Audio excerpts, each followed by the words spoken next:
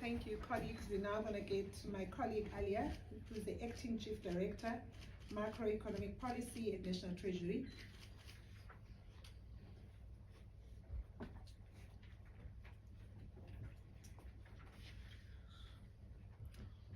Thanks, Cleo. Good morning, everyone. To those in the room and those online, thanks to the DG and Rudy for their opening remarks, as well as their broader leadership in this program over the past 5 years. I'm going to take you through the second phase reforms and what we've prioritized. The reforms that were identified, as has been mentioned, were obviously those that were closely linked to creating a resilient economy and moving South Africa onto a higher growth trajectory eventually, as well as job creation. So the priority for the next phase is really around sustaining the momentum around these initiatives and also deepening them. Also maintain the priority on state-owned entities and repositioning them to improve their balance sheets and operational performance. And importantly, while these reforms are a necessary condition for growth, they're not sufficient to drive structural transformation of the economy.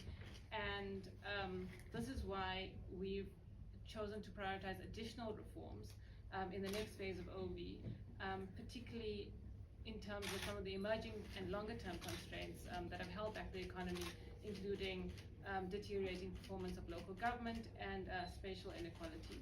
So over the past 6 months or longer, we've spent a lot of time engaging stakeholders outside of government and internally to make sure that we choose the appropriate reforms and reform actions, and that's what we're going to take you through today. These were officially adopted by Cabinet in March 2025. So to give you a sense of how reforms are chosen, there's a lot of research and modeling that goes into what could actually contribute to economic growth. So if you look at the slide, it's a useful tool to show you how some of the reforms, the reform priorities that we've chosen, will impact on the broader economy. So, for example, in the shorter term, reforms can improve confidence through a lower risk premium, and then eventually reduce borrowing costs, which frees up fiscal space. Reforms also lower the cost of doing business, which increases the productive capacity of the economy, and in the longer term leads to investment. And we've already seen a pipeline of investment that Rudy has mentioned. So in terms of the 7 reform areas, firstly, we're going to follow through on the existing reforms. So that would be transforming the electricity sector to achieve energy security. We know that the grid is still volatile or fragile, and the shortfall needs to be met. Creating a world-class logistics system is important to support export growth, ensuring a secure and reliable supply of water, as well as reforming the visa system to attract skills and investment. Then we've expanded into new areas, which include creating dynamic and integrated cities to enable economic activity, leveraging digital public infrastructure as a driver of growth and inclusion, and we should see some outcomes from that later on in the year, as well as strengthening local government. I think it's important to point out that you're not going to see the full impact of some of the electricity reforms until you reform distribution. So I think some of the biggest strides have been made in the electricity sector. And the priority really is to accelerate market reform for long-term energy security and introduce competition in this market, also supporting competitiveness of the broader economy. A lot of the achievements were mentioned already, including the pipeline of private sector investments. The National Transmission Company of South Africa was established as an independent entity and started trading in June 2024. The ERA Act, the Electricity Regulation Amendment Act, was also passed, which introduces a competitive electricity market for the first time.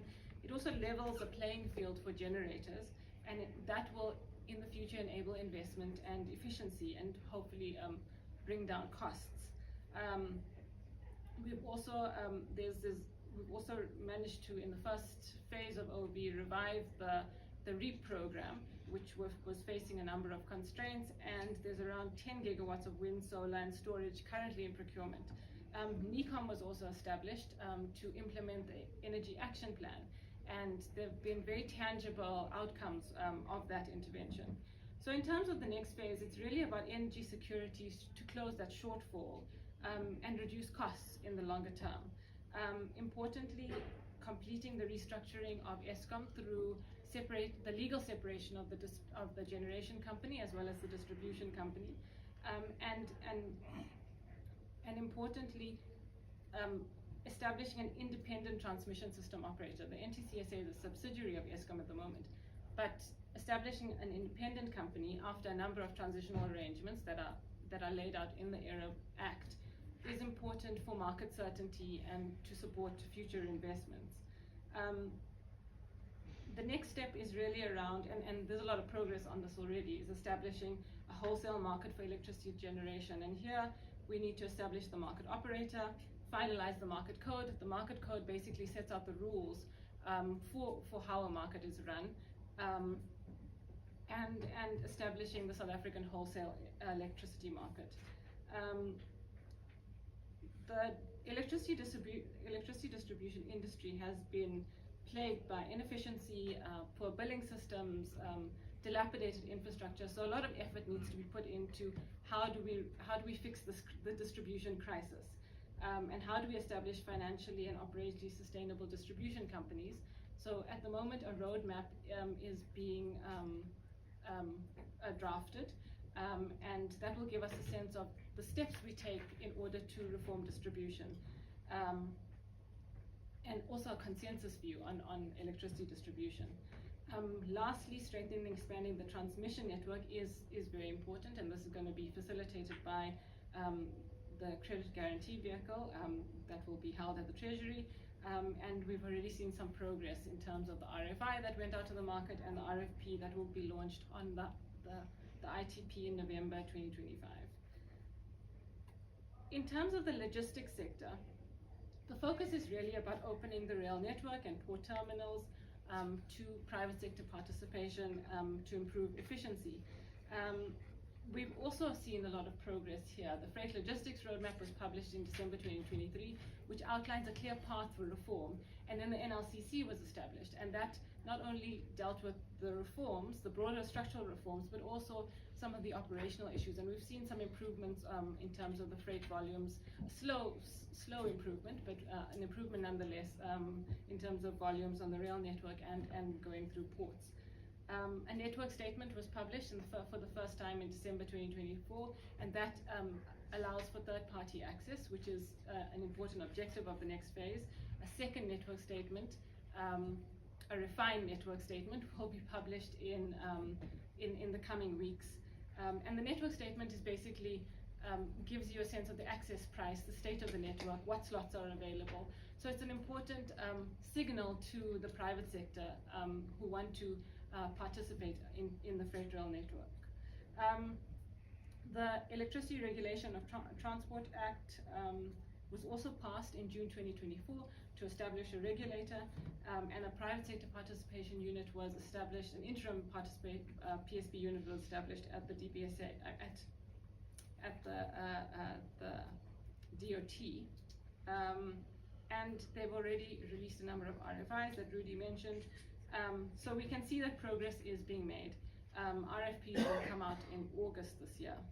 So for the next phase, we need to complete some of these reforms and complete the restructuring of Transnet, particularly focusing on the Transnet Rail Infrastructure Manager, and as well as the National Ports Authority. And what's important here is to separate infrastructure management from operations to allow for efficient management and allow for competition on the network, on various networks. The network statement that will be released by Transnet, particularly the infrastructure manager, should be fair and allow for non-discriminatory access on the rail network. And underlying all of this is a fit-for-purpose regulatory framework. So the regulator, the Transport Economic Regulator, will be established by the DOT, and board appointments are currently in the process of being made, and the entity needs to be registered, and the rail bill is currently being drafted. So there's there's a little bit of a formula here in terms of taking our lessons learned from each sector, where you have similar building blocks that would include the correct institutional structure, an appropriate regulatory framework, as well as facilitating private sector participation with crowding in appropriate technical expertise.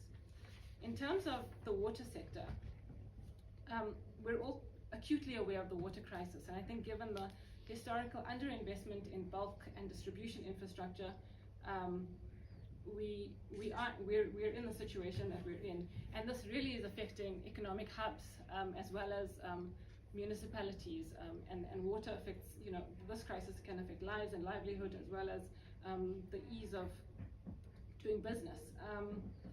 So a lot of progress was made in the first phase, focusing on water use licenses, which Rudy has mentioned. The National Water Resource Infrastructure Agency Act was passed, and this will be established in the second phase. And this is to finance, build, and manage bulk water infrastructure. What was very useful was also that the water quality monitoring reports were reinstated since 2014. That's the no drop, blue drop, green drop reports. And these give you a really stark picture of the crisis that we're in. And also gives you a sense of where intervention is required in which municipalities, which is the first step to solving the crisis. A Water Partnerships Office was also set up at the DBSA, and they're developing a pipeline of PSP projects in wastewater, non-revenue water, desalination, and water reuse. So that will be overseen in the next phase. Importantly, a National Water Action Plan will be developed, and this was mentioned at the Water Indaba earlier this year, and a coordination structure will also be set up, and I think this will take from the learnings of the NLCC and NECOM, which has worked fairly well. Further institutional reforms are also required to manage water resources, so that's through the NWRIA, as well as catchment management agencies, which would look at local water resource management. And then again, strengthening the regulation and oversight of water service provision is important. Amendments are being made to the Water Services Act, and that separates the Water Service Authority, so the manager of the resources, from the water service provider who is licensed. And this provides an effective governance system to manage water systems. Importantly, the department is setting up an independent regulator, or is doing the groundwork to set up an independent regulator. So that's it on the water sector. Finally, in terms of the existing reform areas, in terms of visas, I think we're all aware that South Africa has an acute skills deficit that is holding back economic growth. And while long-term plans need to be made in terms of education and training, or plans need to be made now, but the impact will filter through in the longer term. Reforming the visa system is critical to attract skills and has the added benefit of attracting investment as well as tourism. So in the first phase, a comprehensive review of the work visa system was undertaken, and there were a number of useful recommendations, including launching the Trusted Employer Scheme, simplifying visa requirements, introducing a points-based system with new categories, so making it easier for highly skilled immigrants to contribute to the economy. The next phase is really about, and additionally, before I get to the next phase, we've mentioned that the e-visa system was introduced to 34 countries, but importantly, 50% of the backlog of existing visa applications was cleared, and that's important to fully benefit from the other reforms that are in place, or will be put in place. So the next phase in this sector is really about following through on implementation. So implementing the points-based visa system for the critical skills visa and general work visas, and this basically creates a flexible pathway for skilled immigration. Implementing the remote work visa and expanding the Trusted Employer Scheme to qualifying employers. It's been open to major investors already. And lastly, this is sort of a new one, implementing a travel authorization, electronic travel authorization, which is sort of like a digital travel permit for tourist visas, and that allows you to screen visitors before they arrive, hopefully boosting tourism. without compromising on security. Let me hand over to Saul to talk to some of the long-awaited new reforms. Thanks.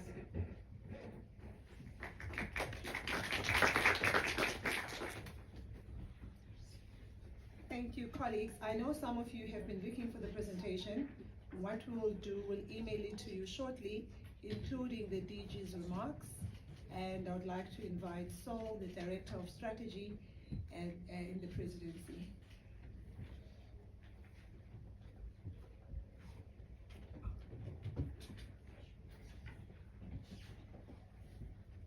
Thank you, Cleo, and afternoon, everyone. You'll have to bear with me because I'm recovering from a cold and my voice isn't as strong as it normally is, but it's very good to have you all here and those online as well. I'll speak through the new reform areas as part of OV Phase 2 and explain exactly what they entail. I think as both Rudy and Alia have said, the logic of the Vulindlela reforms as a whole is to remove the binding constraints on growth. And those are traditionally thought of as energy, logistics, water, and really the network industries. And for good reason, because those challenges in those industries have held back South Africa's growth for decades. But what we recognize is that there are other particular constraints, some of them unique to the structure of South Africa's economy, which have also held back growth. And those have come to the fore, I think, more prominently in recent years, and need to be addressed as well. So, if you imagine a world where we've ended load shedding, we have an efficient freight logistics system, we have a reliable supply of water, all of that will significantly support growth. But is it enough to really turbocharge the economy, to really push it forward? What more would we need to do to create a dynamic, thriving, and also an inclusive economy? And that's really the question that we've been asking ourselves in designing this next phase. So I'll speak briefly about the rationale for these three new areas of reform, and then what priorities will be undertaken in each. The first of them is local government. And I think it's widely understood that the deteriorating performance of local government is a major constraint on growth. You can solve, as Alia said, the energy supply problem, but if you still have interruptions because of ailing distribution networks or failures in service delivery, that affects businesses, it holds back investment.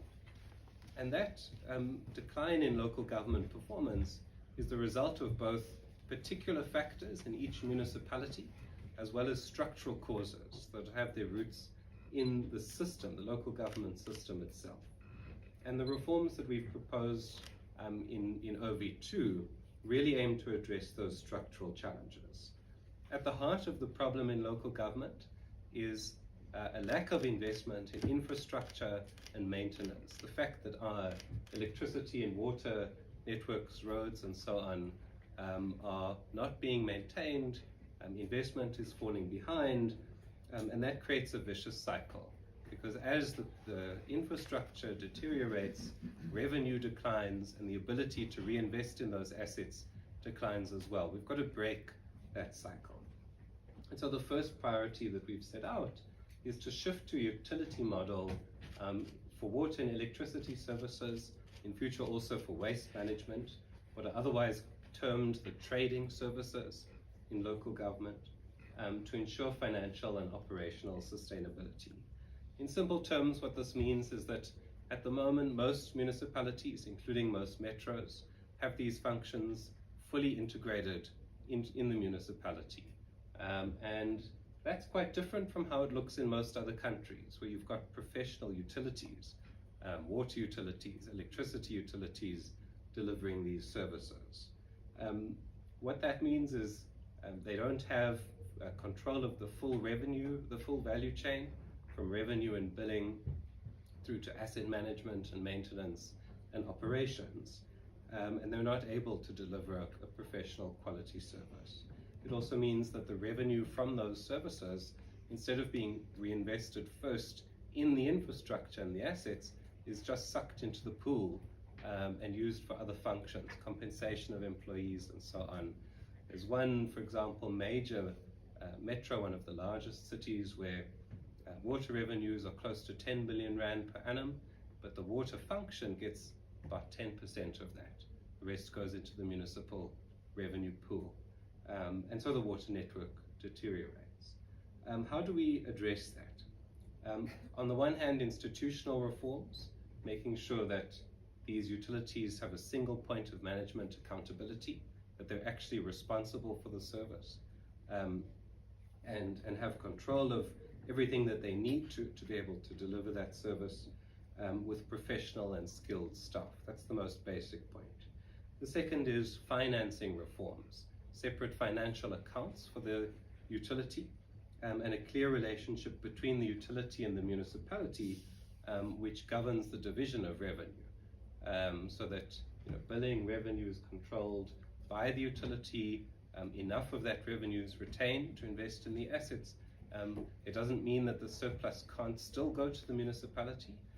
That remains important for municipal finances, but at the moment it's not in equilibrium. It doesn't mean any particular institutional form, and that's important to clarify. So it doesn't mean that we need all metros or municipalities to form a corporate sort of business to deliver these services. Some may choose to do so through a municipal-owned entity. Others might choose to do a concession or some sort of public-private partnership. Others would have a business unit within the municipality. There are many models that could be used, but they need to adhere to those principles.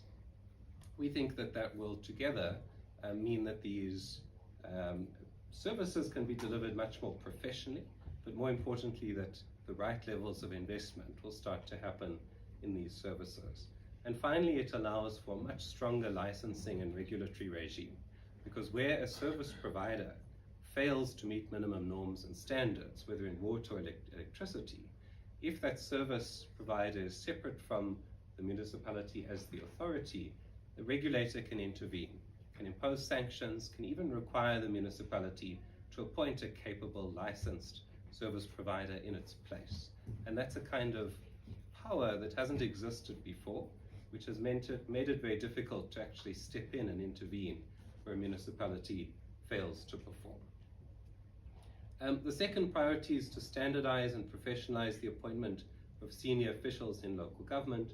That means ensuring that all municipal managers and CFOs meet minimum competency requirements, and extending the mandate of the Public Service Commission through the PSC bill, which is already in Parliament, to local government to be able to actually enforce that properly.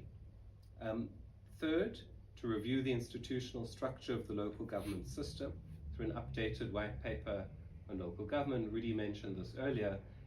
COGTA is leading this process. It's a thorough, comprehensive review of the white paper on local government, going back to first principles and really thinking about what a fit-for-purpose local government system would look like for South Africa, including looking at the two-tier system of district and local municipalities, looking at the appropriate powers and functions for municipalities in different categories, looking at the revenue model, taking a thorough look, given the evidence that we have since the first white paper was introduced, in reality of what municipalities are capable of, and then putting forward a new model. And that will be completed by this time next year.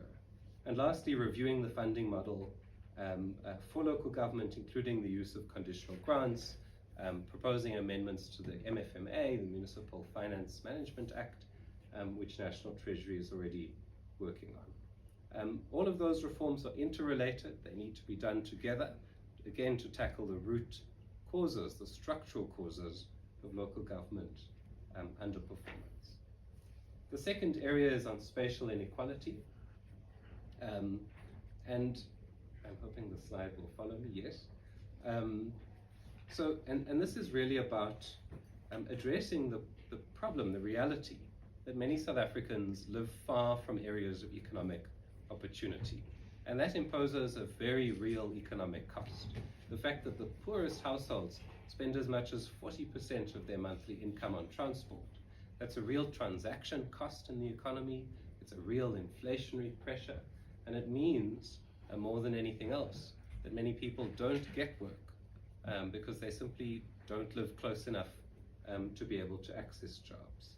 So, this, and it's a particular South African problem, but there are various studies in the last year by the Harvard Growth Lab, by the World Bank, and the work we've done ourselves, which shows that if we address this problem, it will not only improve people's lives, improve access to opportunity, but it will boost the economy and grease its wheels. How do we do this? First, we have to restore passenger rail services. There's very good progress being made by PRASA in this regard. Passenger numbers are on the way up, but that needs to be completed. The program of reopening corridors, stations, modernizing rolling stock, and developing a roadmap for the future of passenger rail, and what kind of funding models, how to raise capital to invest in that network. Second, strengthening demand-side housing policy to support densification.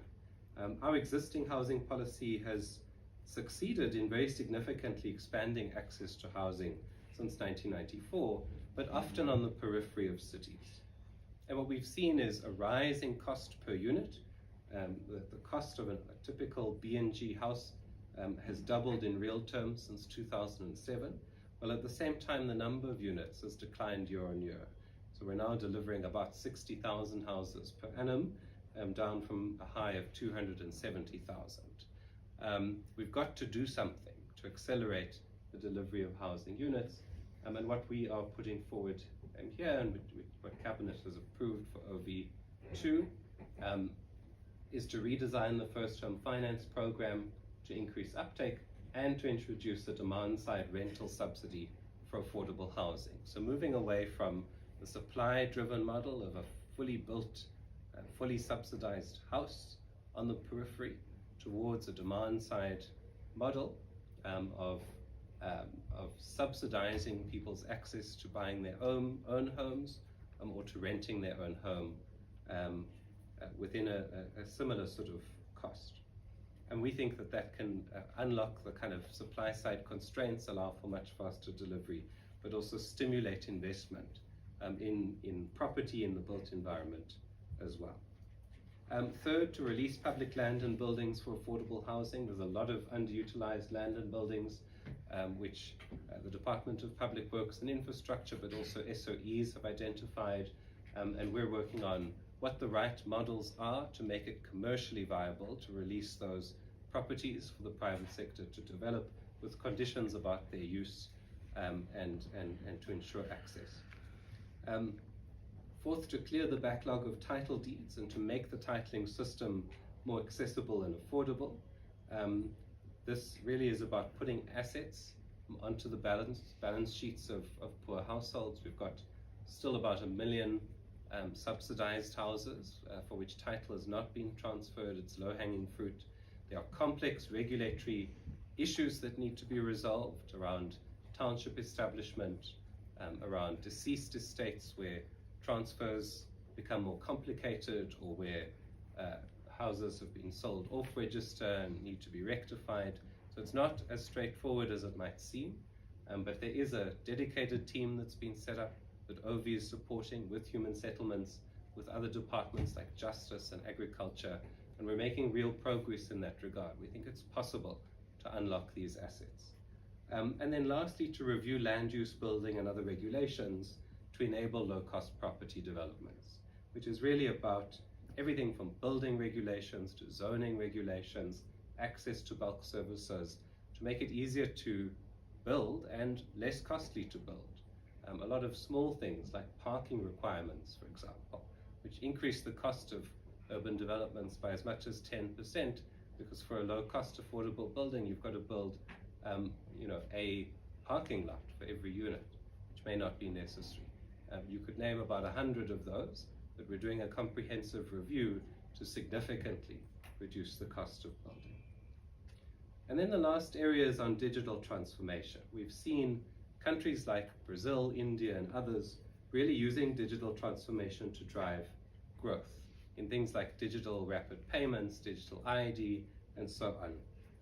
South Africa has lagged behind in that regard, but we think that we have an opportunity to leapfrog and to accelerate, and to learn from those experiences and to deploy similar technologies. Cabinet approved the Digital Transformation Roadmap at the end of last month. It's being launched next week by the Minister of Communications and Digital Technologies, and it sets out a number of key initiatives, implementing digital identity, establishing a data exchange which will link administrative databases in government to improve targeting for social benefits, to reduce waste, to ensure that money gets to the right people, but also to improve policy making and policy research. Introducing digital payments for more cost-effective transactions and really enabling innovation and entrepreneurship. We've seen that certainly in India, when you can make sort of free or close to free and instant payments using mobile technologies. It unlocks small business activity, trading. It's a huge economic boost. And between National Treasury and the Reserve Bank, through the payment ecosystem modernization program, there's a lot of progress being made in that respect. And lastly, creating trusted digital channels for accessing services. So as a result of these reforms, you should be able to apply for and get a digital ID, a digital driver's license, a digital matric certificate, any other credential that you could imagine, without having to go into a government office, in a wallet on your phone. Doesn't mean that physical channels won't still be available for those who need them, but it will reduce costs. It will make it much more efficient for people, and it will promote economic growth and productivity. So I think in conclusion, hopefully we've given a detailed enough sense of what the priorities are for OV Phase 2. It is sometimes easy to get lost in the detail and get stuck in the weeds. But when you take a step back and think about what all of these reforms actually mean for the economy and for growth, they will produce some very powerful drivers of growth over the next few years. Both the work that has been done already in Phase 2, which is going to start flowing through, and the additional effect of these reforms in OV2. Over the next 3 to 5 years, we're going to see a massive increase in renewable energy through private investment. We're going to see huge investment in ports and rail, largely through private capital, and more efficient ports and rail as a result. We already have a much more flexible and attractive visa system, and we're going to see that resulting in greater, higher skilled immigration over the coming years. And we're going to see improved service delivery at local government level through digital channels and so on. And when government works more efficiently, the economy works better, people don't have to spend all their time in queues, and that has economic benefits too. So the impact of those reforms, we think, will create a virtuous cycle. They will support investment, they will support growth, that will lead to job creation, it will build confidence again in the economy, and so on.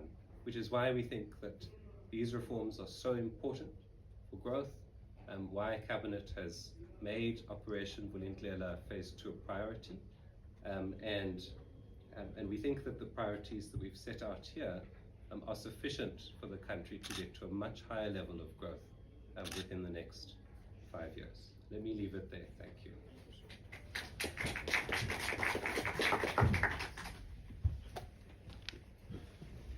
Thank you, Saul. I think, colleagues, we've now come, at least the info session is now finished.